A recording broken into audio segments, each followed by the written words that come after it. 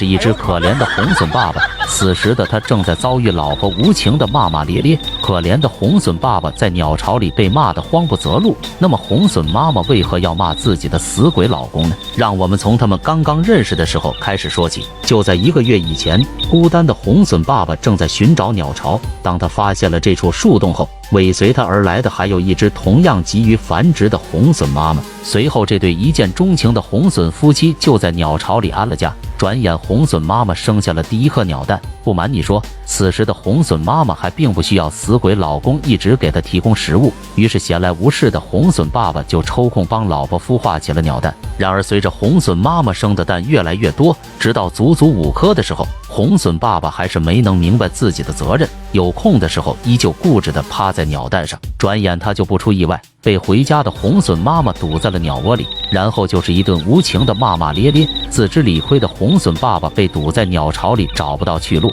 但他却不敢攻击自己的老婆，只能在老婆的骂声中惊慌失措地寻找着逃生的去路，直到红隼妈妈主动让出了洞口，可怜的红隼爸爸才屁滚尿流地逃离了鸟巢。随后的日子里，红隼爸爸就再也没敢进入鸟窝里。此时的他终于学会了要给老婆狩猎，还要抽空驱逐入侵的寒鸦，但他却并不知道自己在家里孵蛋的老婆也并不容易。一天夜里，一只苍枭突然出现在了鸟巢的入口，孵蛋中的红隼妈妈瞬间就炸了毛。只见她就像个泼妇般死死堵住了洞口，拿出了骂死鬼老公的气势，骂着入侵的苍枭。不得不说，在她不要命的守护下，苍枭自始至终也没能进入鸟巢。转眼，红隼妈妈孵化出了第一只鸟宝宝。不久后，她就外出方便去了。而就在此时，红隼爸爸也狩猎归来了。只见红隼爸爸蹲在鸟巢的入口，看着自己的亲生骨肉，似乎有些不相信自己的眼睛了，一直站在入口看着幼鸟不敢进入窝里。